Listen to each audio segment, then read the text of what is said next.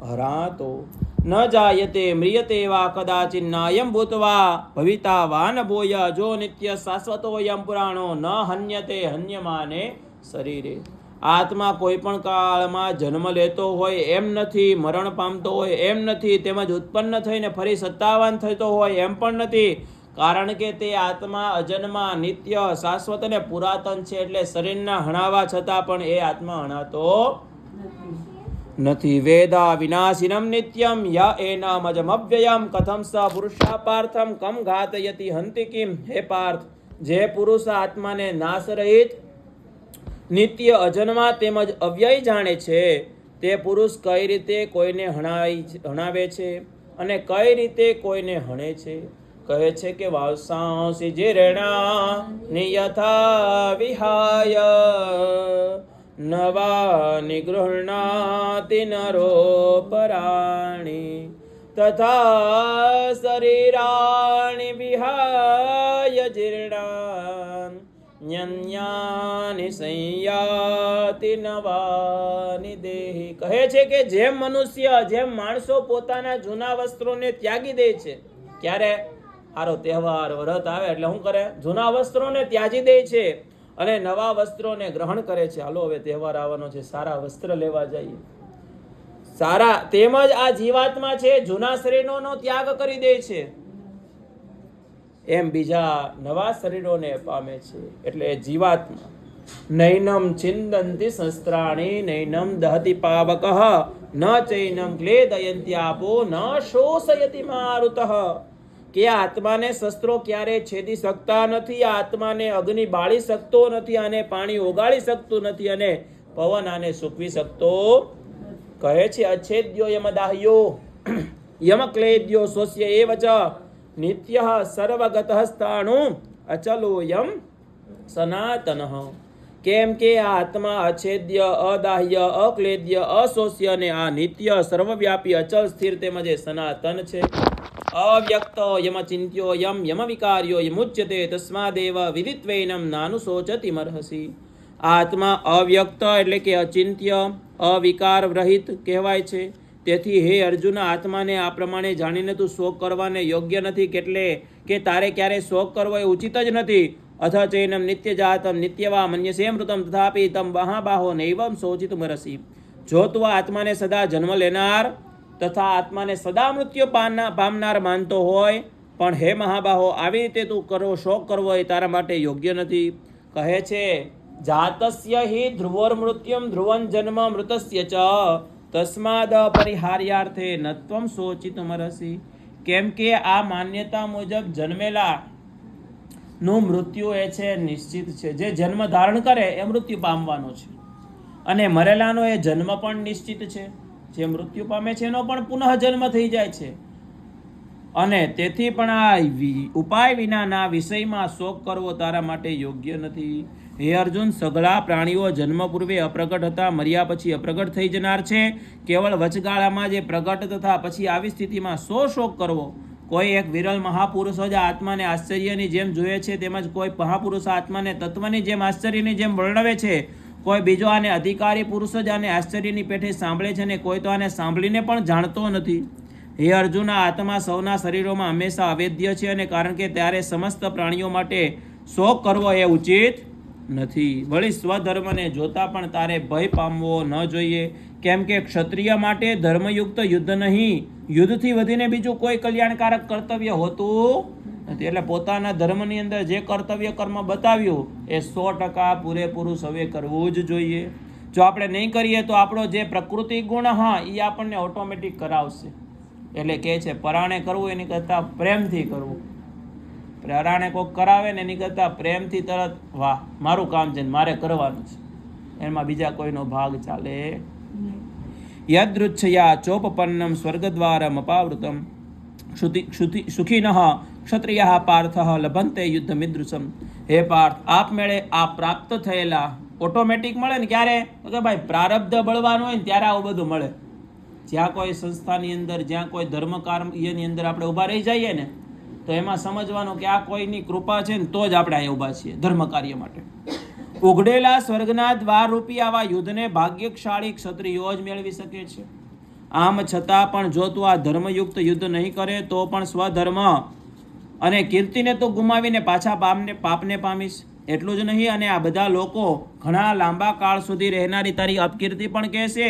અને ગૌરવશાળી પુરુષો માટે તો અપકીર્તિ એ મરણથી પણ વધારે બતાવેલી છે. માન એક વખત પામી જાય અને પછી એને કોઈ હાકી કાઢે તો એ અપકીર્તિ કહેવાય. એ મરણથી પણ વધારે હોય.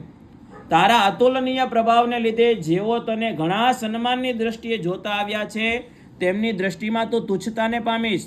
તે મહારથીઓ તને ભયને લીધે યુદ્ધથી વિમુખ થયેલો માનશે. અવાચ્ય વાદાંશ બહુ વદિષ્યંતિ તવા હિતાહ નિંદસ્ત્વમ સામર્થ્યમ તતો દુઃખ તરમનું કિમ. તારા વેરીઓ તારા સામર્થ્યની નિંદા કરતા તને ઘણા બધા જ વચનો કહેશે. એનાથી વધારે દુઃખ બીજું શું હોઈ શકે? કાં તો યુદ્ધમાં હણાઈને સ્વર્ગને પામીશ અથવા સંગ્રામમાં જીતીને ભૂમંડળનું રાજ્ય ભોગવીશ. માટે હે અર્જુન, તું યુદ્ધ કરવા માટે નિશ્ચય કરે અને ઊભો થા. જય પરાજય, લાભ હાનિ, સુખ દુઃખ સમાન સમજ્યા પછી યુદ્ધ માટે તું કટિબદ્ધ થઈ જા. આ પ્રમાણે યુદ્ધ કરવાથી તું પાપને પામીશ નહીં. આ બુદ્ધિ તારા માટે જ્ઞાન યોગના વિષયમાં કહેવામાં આવી, અને હવે હું તને કર્મયોગના વિષયમાં સાંભળ. જે બુદ્ધિથી યુક્ત થયેલો તું કર્મોના બંધનને સારી પીઠે ત્યજી દઈશ, એટલે કે કર્મબંધનમાંથી તું છૂટી જઈશ. આ કર્મયોગમાં આરંભનો અર્થ આ બીજનો નાશ નથી, પ્રત્યવાય દોષ હોતો નથી, અથવા ફળરૂપી દોષ પણ નથી. ફળ કે આ કર્મયોગરૂપી ધર્મનું થોડું પણ આચરણ એ જન્મ મૃત્યુ મહારૂપી મહાભયમાંથી બચાવે. કહ્યું ને આપણે, ધર્મનું આચરણ થોડુંક અમથું, પણ ધર્મનું આચરણ એ મહાભયમાંથી આપણને બચાવી જાય છે. પ્રત્યવાય દોષ એ નિત્ય આપણે દોષને ઊભો કરતા હોઈએ છીએ. પ્રત્યવાય નામનો જે દોષ છે. હે અર્જુન, આ કર્મયોગમાં નિશ્ચયાત્મિકા બુદ્ધિ એક જ હોય છે, અને જ્યારે અસ્થિર વિચારના વિવેકહીન સકામ માણસોની બુદ્ધિઓ એ ખરેખર ઘણા પ્રકારની અને અપાર હોય છે. નિશ્ચય બુદ્ધિ સૌની હોવી જોઈએ. ભાઈ, સવારે વહેલા જાગીને મારે પૂજા કરવા બેસી જવું છે. સમયસર જે સૂવે ને સમયસર જાગે એને જ બુદ્ધિ સ્થિર થઈ કહેવાય. યામિમામ પુષ્પિતામ વાચા પ્રવદંત્ય વિપશ્ચિત. હે અર્જુન, જેઓ ભોગોમાં તન્મય રહેલા છે અને જેઓ કર્મફળના પ્રશંસક એવા વેદ વાક્યોમાં જ પ્રીતિ સેવે છે, જેમની બુદ્ધિમાં એકમાત્ર સ્વર્ગ જ પરમ પ્રાપ્ય વસ્તુ છે, અને જેઓ સ્વર્ગથી ચઢ્યા તો બીજું કશું નથી એમ બોલનારા જે છે, એવા અવિવેકી પુરુષો માણસોએ પુષ્પિત એટલે કે માત્ર સાંભળવા જ મધુર અને મનોહર વાણી બોલ્યા કરે છે, કે જન્મરૂપી ફળ દેનારી તેમજ ભોગ તથા ઐશ્વર્યની પ્રાપ્તિ અર્થે વિવિધ જાતની ઘણી બધી ક્રિયાઓનું વર્ણન કરનારી છે. તે વાણી દ્વારા જેમનું ચિત્ત હરાયેલું છે, જેઓ ભોગ અને ઐશ્વર્યમાં જ અત્યંત આસક્ત છે, એવા માણસો પરમાત્માની નિશ્ચયાત્મકે તેઓની પરમાત્મામાં બુદ્ધિ થતી નથી. હે અર્જુન, વેદો ઉપર જણાવ્યા અનુસાર ત્રણેય ગુણોના કાર્યરૂપ એવા સઘળા ભોગો તથા એમના સાધનોનું પ્રતિપાદન કરનારા છે. માટે તું એ ભોગો અને એમના સાધનોમાં આસક્તિ વગરનો થઈ હરખ અને શોખ વગેરે બંને દ્વંદ્વોથી રહિત થઈ બનીને તું નિત્ય વસ્તુ પરમાત્મામાં સ્થિત થઈ જા. તેમજ એ યોગક્ષેમને ન ઈચ્છનાર એટલે કે શરીર નિર્વાહની ચિંતા પણ ન કરનાર તથા સ્વાધિષ્ઠાન અંતકરણનો અર્થાત જીતેન્દ્રિય તું થા, ઇન્દ્રિયોને જીતનારો તું થા. બધી બાજુએથી ભરપૂર એ જળાશયો મળી જતા નાનકડા એવા જળાશયમાં મનુષ્યનું જેટલું જ પ્રયોજન રહેલું છે એટલું જ, એટલે કે બ્રહ્મને તત્વથી જાણનાર બ્રાહ્મણોનું સઘળા વેદોમાં એટલું જ પ્રયોજન રહે છે. જેમ જો મોટું જળાશય પ્રાપ્ત થઈ જતા એ જળ માટે નાના જળાશયો જરૂર તેઓની રહેતી નથી, તેમજ જેને બ્રહ્માનંદની પ્રાપ્તિ થઈ જાય છે તેઓના માટે આનંદ માટે વેદોક્ત કર્મના ફળરૂપી ભોગોની જરૂર રહેતી નથી. પણ આપણે ત્યાં સુધી હજી પહોંચ્યા નથી, એટલે આપણે કર્મના વેદવાદ રતા નિત્યમ, નિત્ય વેદ મંત્રો સાંભળવા જોઈએ ને જોઈએ.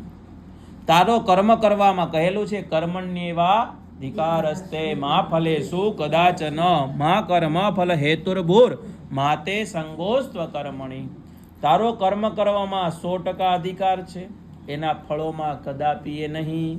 માટે તું કર્મના ફળોનો હેતુ રાખમાં, અર્થાત ફળની અપેક્ષાઓ વગર થઈ કર્તવ્ય બુદ્ધિથી કર્મ કરતો રહે, અને તારી કર્મ ના કરવામાં પણ આસક્તિ, તું કર્મ તો કરતો જ રહે, એની ફળની આશા પણ રાખમાં, પણ પાછું એવું પણ ના થવું જોઈએ કે હવે મારે કર્મ નથી કરવું, એમાં આસક્ત ન થા.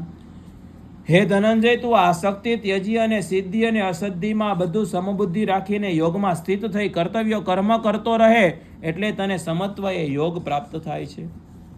આ સમત્વ રૂપ બુદ્ધિ યોગ કરતા સકામ કર્મ એ ઘણું જ નીચલી કક્ષાનું બતાવેલું છે. માટે હે ધનંજય, તું સમબુદ્ધિમાં જ રક્ષણનો ઉપાય શોધ, અર્થાત બુદ્ધિ યોગનો જ આશરો લે.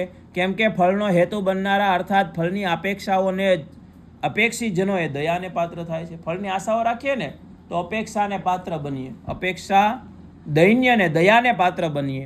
સમબુદ્ધિયુક્ત એ માણસ પુણ્ય અને પાપ એ બંનેને આ લોકમાં ત્યાગી દે છે. જેની બુદ્ધિ સમત્વ થઈ જાય ને તો લાખો કરોડો જપ કર્યા હોય ને એ ભગવાનને અર્પણ કરી દે છે. મેં કાંઈ કર્યું નથી, તે કરાવ્યું અને હું તો નિમિત્ત છું.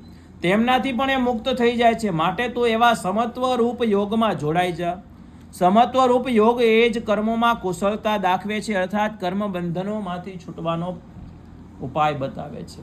કર્મ બંધન રૂપ કયું છે?